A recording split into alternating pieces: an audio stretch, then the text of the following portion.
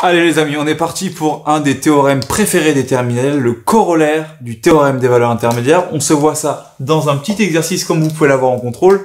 On se fait ça tout de suite.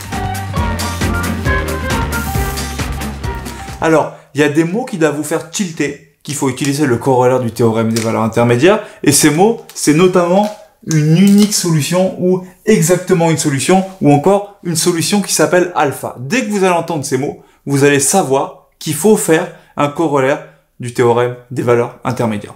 Comment on fait ça?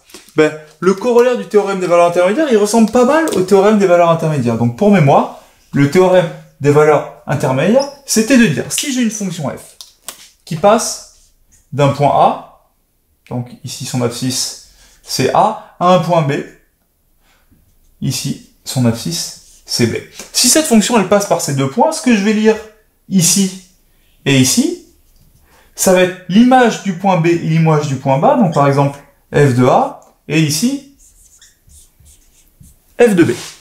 Maintenant, si je m'amuse à mettre un nombre C entre f de A et f de B, donc par exemple si je mets un nombre C ici, le théorème des valeurs intermédiaires, il me dit, vu que la fonction f est censée être continue, parce que c'est une des options que je vais vérifier au début de mon exercice, si la fonction f est continue, alors je vais passer au moins une fois par la valeur C. Il n'y a aucun moyen que je l'esquive, il n'y a aucun moyen que je saute cette valeur C, parce que pour sauter cette valeur C, il faudrait que je lève mon stylo. Or, si je lève mon stylo, la fonction n'est plus continue, donc il n'y a aucun moyen d'esquiver la valeur C. Le théorème des valeurs intermédiaires, il dit, si non seulement la fonction f est continue sur l'intervalle AB, si non seulement ma lettre C, elle est bien contenue entre ces deux nombres-là, parce qu'attention, si je mets la lettre C ici, vous voyez que ça marche plus. Là, si je vais de ce point-là à ce point-là avec une fonction continue, je passe pas par la barre orange. Pourquoi? Parce que la barre orange, elle n'est pas contenue entre f de A et f de B. Donc, je répète, si f est continue quand je passe de là à là, c'est-à-dire si j'ai pas le droit de lever le stylo, si C est bien compris entre f de B et f de A, et si en plus de ça, f est strictement monotone, c'est-à-dire strictement croissante ou décroissante, alors non seulement elle va croiser la barre de C, mais elle va la croiser exactement une fois. En effet, si je suis strictement croissant, je peux pas... Allez, je suis un grand seigneur, donc j'efface cette fonction qui est pas strictement croissante. Vous voyez qu'elle monte, elle descend, cette fonction, alors que nous, on en veut une strictement croissante. Donc, si j'en fais une strictement croissante, j'ai pas d'autre choix que de couper une seule fois la lettre C. Cette valeur-là, c'est le fameux alpha. Et on dit, dans ce cas-là, si ces trois hypothèses-là sont validées, l'équation f de x égale alpha admet une unique solution sur l'intervalle A, B. Donc la difficulté là-dedans, c'est de trouver qui est A, qui est B, qui est C, et qui est f de A et f de B. Donc on va se le faire là-dessus. Nous, on veut démontrer que exponentielle de 5x moins 3 égale 0 admet une unique solution sur l'intervalle 0, 10. Donc, on va effacer toutes les valeurs là. Hop.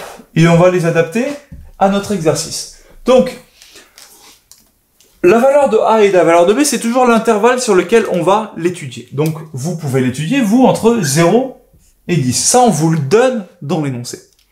Le C, c'est-à-dire la valeur qu'on met ça, c'est la valeur que doit prendre la fonction. Donc, c'est ce qu'il y a de l'autre côté du égal dans mon équation que je dois résoudre. L'équation que je dois résoudre, c'est f de x égale 0. Donc, mon C, ici, c'est 0. Attention, rien n'est à l'échelle. Ensuite, on va calculer ce qu'il y a ici et ce qu'il y a ici pour vérifier que mon 0, il est bien compris entre les deux. Donc, je vais calculer l'image de 0 par cette fonction-là. Exponentielle de 5 fois 0, moins 3. Donc, ça me fait exponentielle de 0, moins 3. Donc, ça me fait 1, moins 3. Donc, ça me fait moins 2. La fonction en 10, ça fait exponentielle de 5 fois 10, exponentielle de 50 moins 3. Le problème, c'est que exponentielle de 50, c'est gigantesque, donc on va pas l'écrire. Je vérifie, hein. Exponentielle de 50... Qu'est-ce que c'est que cette horreur?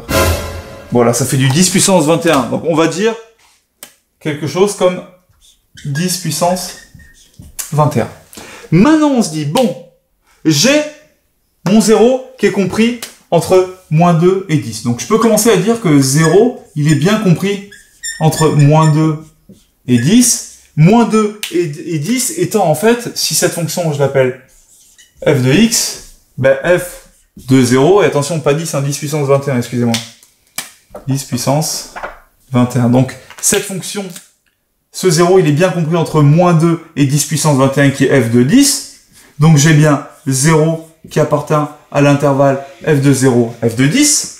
J'ai la fonction f qui est la somme d'une fonction qui est continue plus, enfin, moins une fonction qui est continue. Donc, f qui est continue sur toujours mon intervalle 0, 10, l'intervalle a, b. Il me reste plus qu'à montrer que la fonction elle est strictement monotone, c'est-à-dire strictement croissante ou strictement décroissante. Comment est-ce que je fais ça? Eh ben, je dis f' de x, qu'est-ce que c'est? En effet, pour savoir si une fonction est croissante ou décroissante, vous la dérivez. f' de x, le moins 3, il se barre, il me reste plus que 5 exponentielle de 5x. 5, c'est positif. Exponentielle de 5x, c'est toujours positif, strictement positif. Donc ça, c'est strictement positif. Donc, f est strictement, et là j'insiste, s'il n'y a pas le strictement, c'est fini. Croissante sur 0, 10. Yes, vous avez 0 qui est bien compris entre ce point-là et ce point-là, f de 0 et f de 10. Vous avez f qui est continu sur cet intervalle-là. Vous avez f qui est strictement croissante, c'est important, hein. Strictement croissante, continue, et ça. C'est vraiment les 3 points du corollaire du TVI. Vous avez ces 3 hypothèses-là qui sont validées, donc vous pouvez répondre, en conclusion, il existe...